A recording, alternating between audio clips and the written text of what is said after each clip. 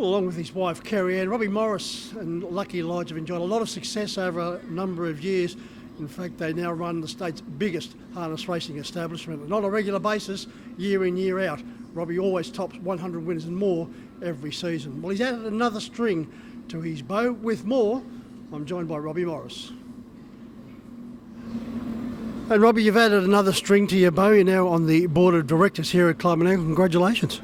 Yeah, thank you. It's something, if you asked me a year ago, I probably didn't have it on the radar. But look, I think it's vital for the industry to have younger people on these things. I'm not saying that anyone has done a bad job before us or on the board now, but I think we need variety. And as the sport's going to grow and keep heading forward, we need younger people with different ideas to throw across the table. So hopefully, if I can encourage a few people behind me to nominate, it might be good for the sport in the long run. There's no doubt at the age of 33, the youngest to become a board member here on Club & Angle, or Harold Park prior to those days. Was it a tough decision? You have a lot on your plate. You're running the biggest and one of the most successful stables here in New South Wales.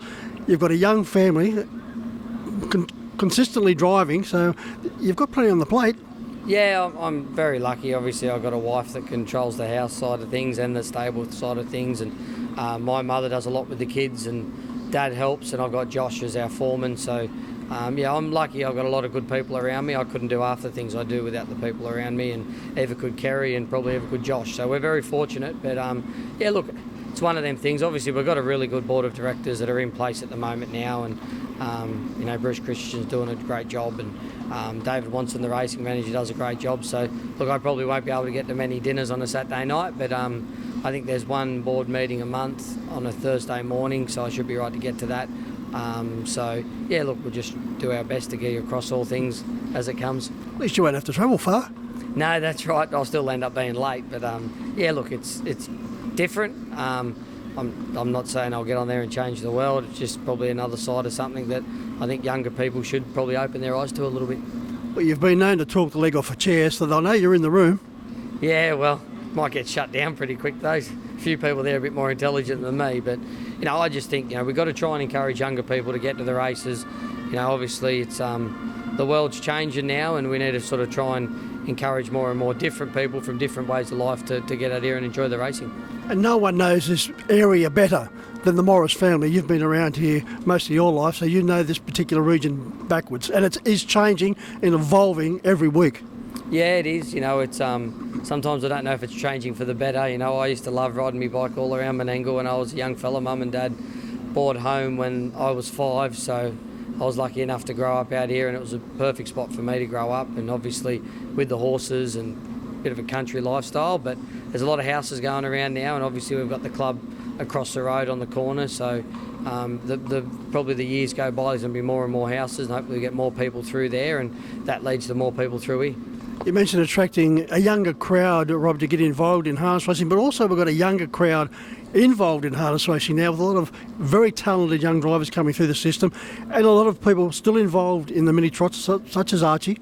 Yeah, that's for sure. We've got a lot of pathways for the younger people. The junior drivers are getting, you know, a great go. You know, they're getting a really good go. You know, that has its twofold things too, because I can see a lot of the senior drivers with the amount of sort of horses you can get back with junior claims now, and the reductions you can get on points.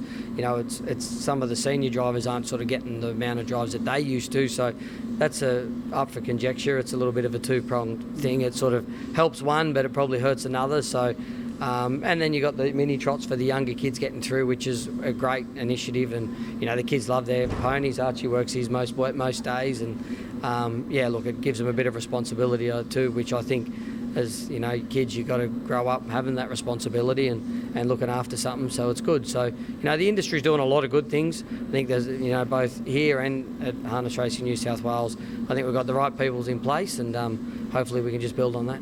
Always got plenty of suggestions, you just need someone to listen.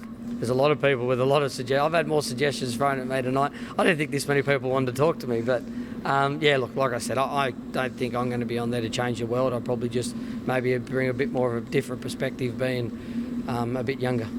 We must make mention, Billy Ellis, the renowned journalist for the Daily Telegraph for many, many years, someone I've known and respected throughout my career. He's decided to stand down after doing a wonderful job with the board. Yeah, you know, Billy Ellis, I remember going when Glenn McElhenney used to drive for Dad. I'd go on the weekends with him, and Billy Ellis would potter around the stables there, and he was great. So it's obviously to come with sort of follow in Bill's footsteps as an honour. He's done a lot for the industry, and he's a really good guy. And I spoke to him up there today, and he was really supportive of what we're doing, and he's behind me. So he'll be good to bounce a few ideas off as well. And Archie, the mini trotters, the Morris clan have been going exceptionally well. You've been driving winners, your cousins Riley, Adriana and also Cody have been amongst the winners? Yeah. How many winners have you been driving of late? Not many. Not many. Well, you better get on to your dad about that.